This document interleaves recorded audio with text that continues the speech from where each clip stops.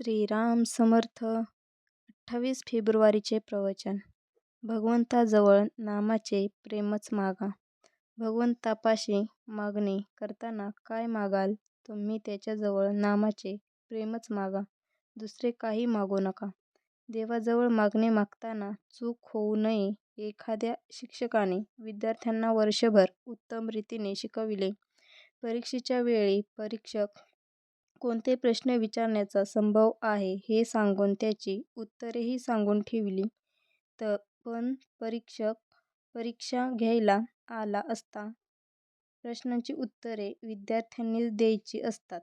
तिथे शिक्षक हजर असला आणि विद्यार्थी उत्तर चुकीचे देतो आहे हे जरी त्याला दिसले तरी तिथे त्याला काही बोलता येत नाही. तशी माझी स्थिती आहे. म्हणून मागणे मागण्याचे काम तुम्हालाच करायचे आहे. तेव्हा त्यावेळी चुकीने काही भलतेच मागू नका. एवढ्याचकरिता हा इशारा आहे. कोणतीही परिस्थिती असली तरी त्यात भगवंताचे नामस्मरण ठेवावे. म्हणजे बऱ्या-वाईट गोष्टींचा परिणाम मनावर कमी होतो. मनुष्यावर संकटे आली की तो घाबरतो. परंतु परमेश्वराचे अस्तित्व मानणाऱ्यांनी तरी असे करणे योग्य नाही. एखाद्या लहान मुलाच्या बापाने डोक्यावर पांघरूण घेऊन बगुलबुवा केला तर ते मूल भिते, पण पांघरुणाच्या आत आपला बापच आहे असे त्याला समजले की ते घाबरत नाही. त्याप्रमाणे प्रत्येक व्यक्तीने आपल्या बाबतीत घडणाऱ्या बऱ्या-वाईट गोष्टी परमेश्वराच्या किंवा आपल्या गुरूंच्या इच्छेने होतात ही जाणीव ठेवावी. म्हणजे त्याला भीती वा दुःख वाटणार नाही. तसेच चांगल्या गोष्टी घडल्या तरी त्याबाबत आनंदातिरेकही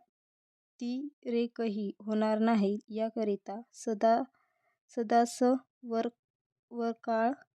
भगवंताचे चिंतन करावे. आपल्या विचाराने ठरल्याप्रमाणे झाल्याने सुखच मिळते असे नाही. काही वेळेस आपल्या विचाराच्या उलट होऊ नये. मागाहून तसे झाल्यानेच बरे वाटते. म्हणजे कोणत्याही गोष्टीचे सुख-दुःख तात्काळ कळत नाही हेच खरे. म्हणून जरा वेळ थांबून सुख किंवा दुःख मानूया. कर्ज फिटताना जसा आपल्याला आनंद होतो तसा देहभोग भोगताना आपल्याला आनंद झाला पाहिजे. प्रारब्ध टाळणे म्हणजे लोकांचे कर्ज बुडविणेच होय. आपला म्हणजे मी पणाचा नाश आणि प्रारब्धाचा नाश बरोबर होतो. भगवंता, प्रारब्धाने आलेल्या दुःखाचा दोष तुझ्याकडे नाही. जर त्या दुःखामुळेच तुझे अनुसंधान टिकत असेल तर मला जन्मभर दुःखामध्येच ठेव असे कुंतीने भगवंताजवळ मागितले. यातले मर्म ओळखून वागावे आणि काहीही करून अनुसंधानात राहण्याचा प्रयत्न करावा. आजचा बोध.